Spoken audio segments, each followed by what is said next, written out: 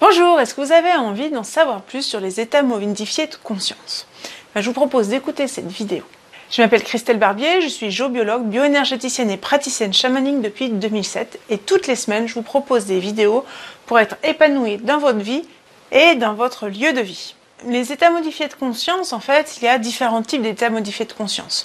Il y a des états modifiés de conscience qu'on l'on fait régulièrement, comme par exemple être dans la lune, ou aussi le rêve, ou aussi dormir. Tout ça, ce sont des états modifiés de conscience. Après, il y a d'autres états modifiés de conscience qui sont beaucoup moins répandus, comme par exemple la méditation. Il y a aussi les rêves lucides, les moments d'intuition, et aussi tout ce qui est voyage chamanique. Donc ma spécialité, bien sûr, c'est plutôt le voyage chamanique. Je vais vous expliquer un petit peu plus comment le voyage chamanique vous aide à rentrer en état modifié de conscience. Donc ces états modifiés de conscience non ordinaires va vous permettre de dépasser en fait l'espace et le temps, d'aller à la rencontre d'autres réalités et de dépasser vos propres limites. Donc ces états modifiés de conscience peuvent être soit spontanés, soit liés à une pratique. Alors, quelles sont les pratiques qui peuvent permettre de rentrer en état modifié de conscience? Ça peut être la respiration. Par exemple, la cohérence cardiaque permet de rentrer en état modifié de conscience. Ça peut être aussi le chant. Par exemple, en chantant des mantras, on arrive à rentrer en état modifié de conscience. Le yoga nous aide aussi à rentrer en état modifié de conscience. Il y a aussi la méditation, bien sûr, qui nous permet de rentrer en état modifié de conscience. Et la danse, comme les dervish toners, qui aident aussi à rentrer en état modifié de conscience. Et bien sûr, ma spécialité, qui est le voyage chamanique, qui est lié à un rythme bien précis du tambour. Moi, je n'utilise pas du tout de plantes, parce que bien sûr, on peut aussi utiliser des plantes ou des drogues pour rentrer en état modifié de conscience.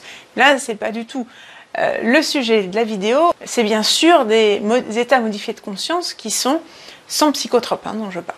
Alors, sur le côté un peu scientifique, en fait, pourquoi on parle d'état modifié de conscience? En fait, notre cerveau va utiliser différentes fréquences en fonction de ses besoins. Dans la vie de tous les jours, on est ce qu'on appelle en onde bêta. L'onde bêta, c'est on est en fait dans une veille active. Cette fréquence va varier entre 12 et 30 Hz, donc c'est la fréquence en fait de notre cerveau. Après, on va avoir une fréquence qui est plus liée à quand on va avoir une activité intellectuelle intense qui va se situer à 40 Hz. Après, on a ce qu'on appelle les ondes alpha. Donc, quand on est dans une détente, une relaxation douce, et cette fréquence va se situer entre 8 et 12 Hz. Et les ondes θ, c'est quand on va rentrer en état modifié de conscience dans une méditation profonde. C'est là où on va avoir vraiment contact avec d'autres réalités. Donc c'est entre autres grâce au voyage chamanique qu'on peut rentrer en onde θ. Donc la première chose qu'il faut savoir, c'est que tout le monde peut rentrer en état modifié de conscience.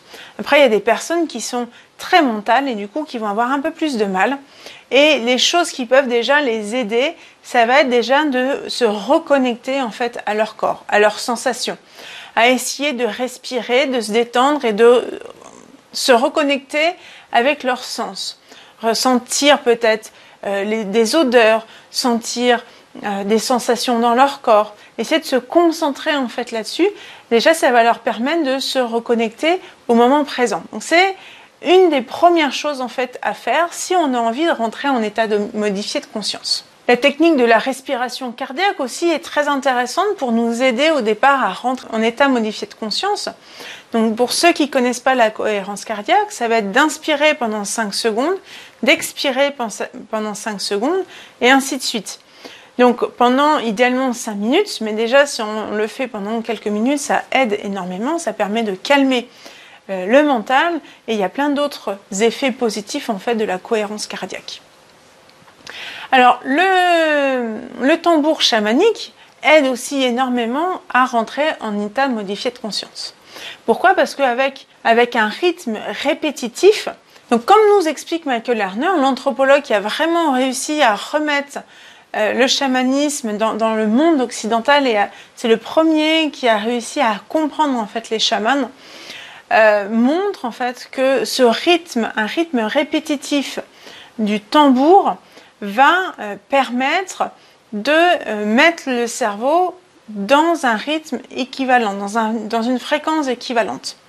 Donc quand on va taper sur un tambour à un rythme de 220 battements par minute, on va être sur une fréquence de 4 Hz et du coup notre cerveau va beaucoup plus facilement rentrer dans une fréquence entre 4 et 7 Hz qui est donc les ondes θ. Il y a aussi un chercheur américain, Michael Ove, qui a fait des recherches sur 15 praticiens chamaniques et il les a fait écouter en fait un enregistrement de tambour et en même temps ces praticiens chamaniques faisaient une IRM. Et il s'est rendu compte en fait que en écoutant ce rythme du tambour, il y avait tous les réseaux de cognition qui augmentaient et par contre tout ce qui était réseau auditif diminuait. Alors, qu'est-ce que c'est que les réseaux de cognition?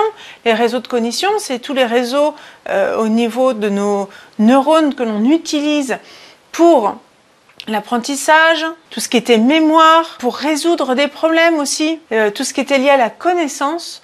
Ces réseaux de cognition augmentaient en fait leur activité.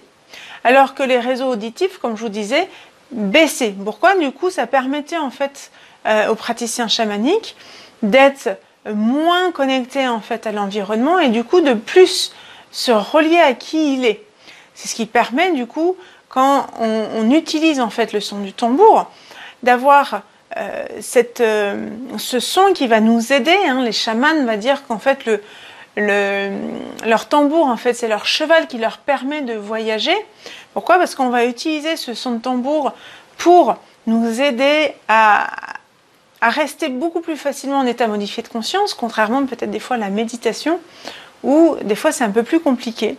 Donc d'avoir cette particularité au niveau du cerveau, donc en augmentant les réseaux de cognition et en diminuant les réseaux auditifs, Michael Ove s'est rendu compte du coup que ça permettait d'accroître notre capacité à résoudre des problèmes et de créer de nouveaux concepts. Donc voilà, donc c'est vrai que le voyage chamanique est extraordinaire pour nous permettre en fait de développer, de découvrir, de se reconnecter en fait à notre environnement. Et ce que je vous invite vraiment à faire déjà, c'est de vous reconnecter à votre moment présent pour vraiment être avec qui vous êtes dans un premier temps et après essayer de voir quelle est la façon de rentrer en état modifié de conscience qui vous convient le mieux. Parce que moi, par exemple, la pratique chamanique me convient peut-être tout à fait, mais peut-être que pour vous, ça sera plutôt la méditation, ou ça sera peut-être plutôt le yoga, ou ça sera peut-être le tai chi. Voilà, essayez, je pense que c'est essentiel pour vous rendre compte quelle est la pratique qui vous convient le mieux.